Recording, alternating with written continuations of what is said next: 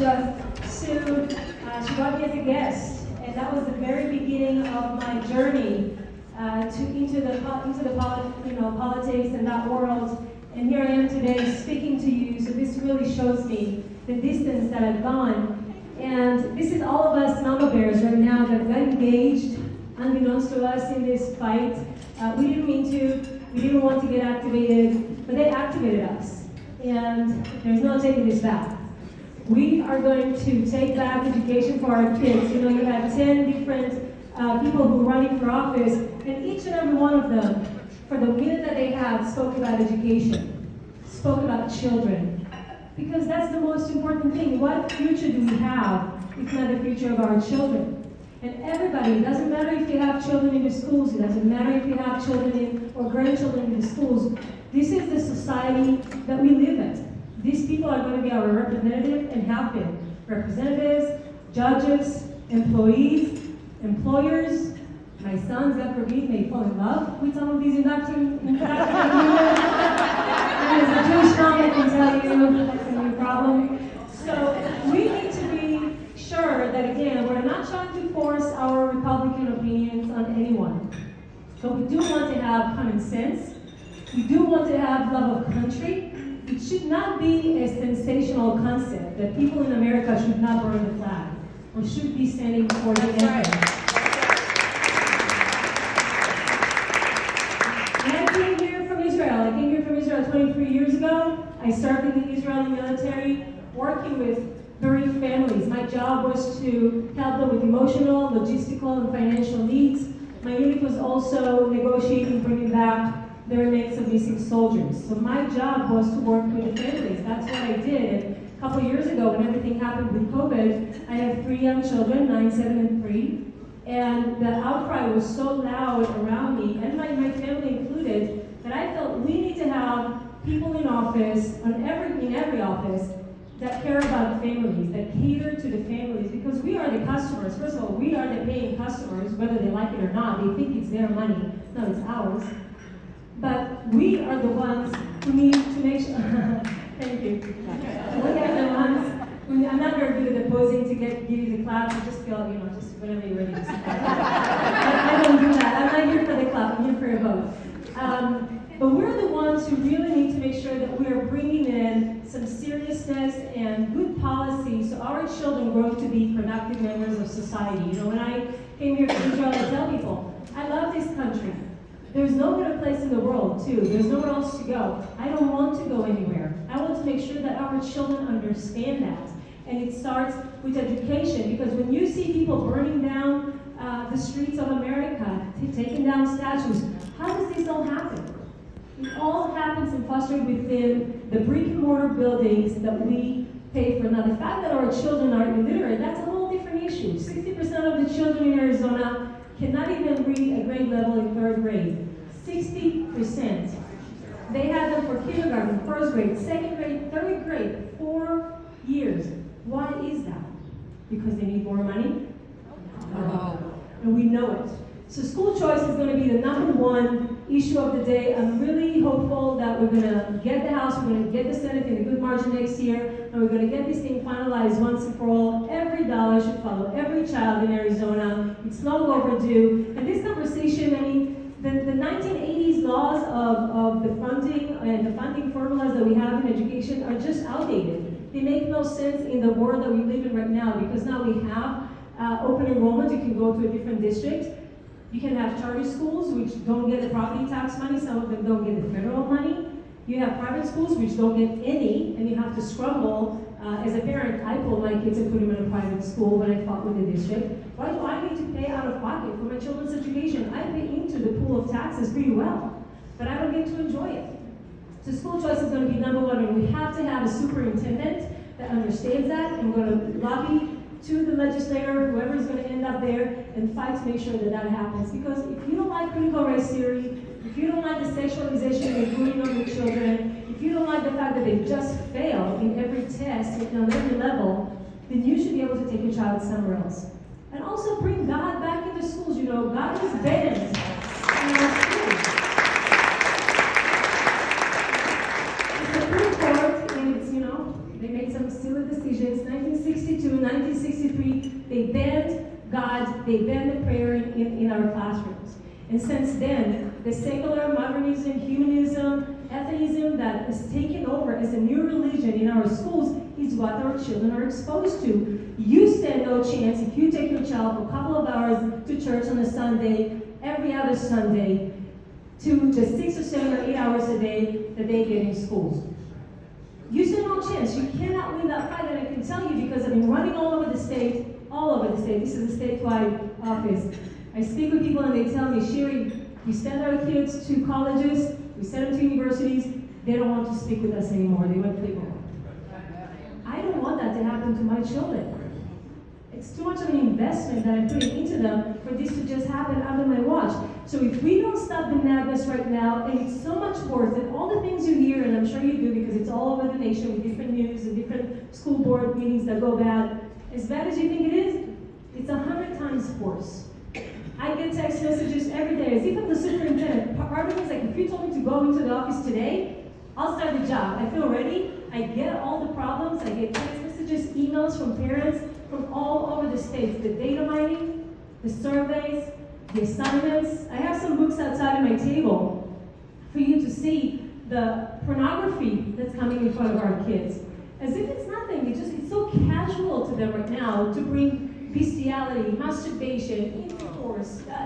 It's unbelievable. And don't take my word for it. It's right out there. We had a principal in Paradise Valley fired over a book, and it's out there. So you can be publicly shamed. I spoke to the legislature about this, and I had to read to them about this guy that fell in love with his dog and went around and collected semen and injected it into his, and effed his dog, the full word. This is what they had the 10th grade read and have an assignment on. In Arizona, in Paradise Valley, so there is no escaping this. The public schools are unsafe. They're playing with our kids' hearts and minds. 25% of the kids do not identify with the gender that they were born in. 25%? Jen just told you, asked us about what happened to her kindergartner. These kids have just gotten out of diapers 2 years ago. Leave our children alone.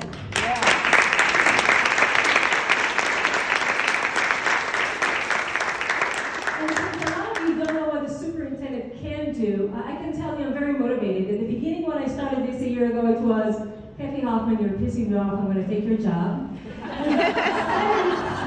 I've grown to really understand what we can do, and we can do a lot. So pay attention to what I'm telling you right now, and take it to heart because we need to have some hope. It's very depressing. I mean, and especially the things that I see, I get very depressed. I tell my husband, I just can't wrap my head around what they're doing to these children. It's cruelty, it's child abuse, it's unbelievable. And it's irreversible. Some of this damage, by the way, is irreversible. And the Arizona Department of Health just released their report for last year. We have 40% increase in deaths because of suicide.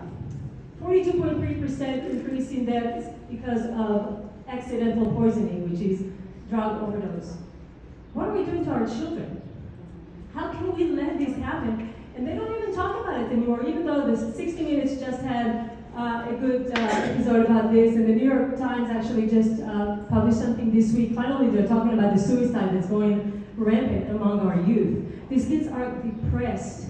They were put in the houses for 2 years, social distance, all this manipulation of their brains. It's inhumane, really. And what's amazing, all these people that are educators, PhDs and all of these things, they're supposed to know better, but they don't. And they manipulate our kids' hearts and minds to the point that we're not going to be able to reverse this. So the superintendent sets the tone, right? Just like Kathy Hoffman in the last 3.5 years, her main agenda from day one was to bring the transgenderism and sexualization of our kids. She got sworn in January over a children's book, Too Many Mooses, not even the Bible, just so you understand the mentality of these people. And in April, they got to repeal the no homo promo law in Arizona, which was banning any education in classrooms regarding alternative lifestyle, homosexuality. So she got that right as soon as she got in. And you have to understand, she's picking up the phone every day Joe Thomas, the president of the Teachers Union, the Arizona Education Association, he calls her every day and tells her what to do. So she has been really good at setting the tone to bring this indoctrination into our kids. She opened the Equity, Diversity, and Inclusion Office in the Department of Education. I promise you, the first 24 hours I'm in that office is closed.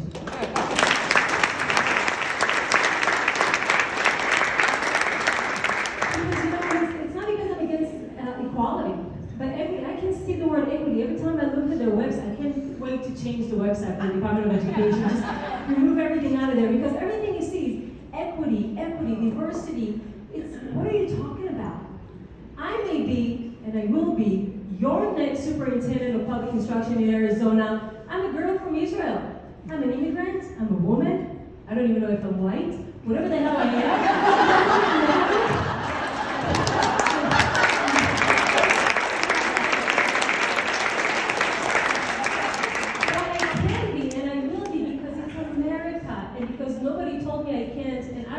My third grade teacher telling me, Shiry, one day I'm going to say that I was your teacher. I carry that in my backpack throughout my travels throughout my life. I'm 43 right now. And it brings me to tears because I remember those words. I remember the impact it did on me. It didn't matter what circumstances I had at home. It didn't matter because somebody I really put on a pedestal, which a lot of us do put our teachers on a pedestal, told me I could. And I did. And that's what the job of a teacher is, to empower our children, to tell them they can. Not you can because of your color, because of your race, because of your socioeconomic status, because of your gender. No, that's not their job, and that's all they do right now to our children. So why would we be surprised if they don't succeed, and they don't? We have 42% graduation rate. It's unbelievable. Common Core got into the state, and I'm running against somebody who used to be the superintendent of public instruction, Tom Moore, who brought Common Core to the state. He denied it, but he did. Common Core was the beginning of tying the local schools to Washington, D.C. Nothing good comes out of Washington, D.C., and we know it. And that's why they're so easily implementing the social emotional learning, the critical race theory, because it's one size fits all. I'm reading a great book. It's called Weapons of Mass Instruction. And it tells you, it's great, I always want to use this as a slogan, dang, somebody wrote a book about it. It's so good, because it's exactly, it embodies what we know. It's a weapon. They're destroying our kids, and they're doing it through the instruction. And that's why I think about public instruction. What an interesting name. It's not Secretary of Education, it's public instruction. You instruct the children, like in the dictatorship. We're going to tell you how things should be. So Common Core is something we have to repeal. The good news about the superintendent, I'll be one vote out of 11 in the State Board of Education. The State Board of Education is where policy is made, standards, competencies. So I'm going to be able to repeal Common Core. I'm going to work with them to change the standards. And you have to know, we approved in the State Board of Education here to have standards for even teacher prep schools to have equity, diversity, and inclusion as part of their standards. So it's no surprise they're coming out of NAU and ASU already indoctrinated, which is why I'm going to have a detox program in the Department of Education. And before I name them the certificate, because that's going to be happening in our department, we're going to see what's on their hearts and their minds. We're not taking it lightly. You cannot come in front of a child, just like Judge Vasquez, Mr. or Mrs. or none, coming in front of a 5-year-old and telling them you may not be a boy, you may not be a girl when you grow up. That person should, A, get some mental health, and B, removed from the class immediately. Because we don't know what that does to a 5-year-old. We don't know what it does to a 6-year-old. Who are they to take the chance on our children's future and understanding of and perception of the world? So since I haven't made it, and I don't want it to save time, and I don't have time to get to questions, just know this. There's a lot of hope. We can do a lot of great things. We need true fighters. I know you hear it all the time because you're in a lot of Republican club meetings and that's what you hear, but we truly do. I tell people, this is a fight on the 10th Amendment, this election. Are we going to keep Arizona in Arizona? Are we going to keep the sovereignty of this state? Or are we going to become federalized like the rest of them and change how we look and how we feel and how we're being in the state? Please, make sure I get into that office. I promise you, I have a real estate investment company, and I have a good life. I have 3 young children. I'm not doing this for any reason other than to rescue our children. I would really appreciate your vote. SapirAZ.com, SAPIRAZ.com.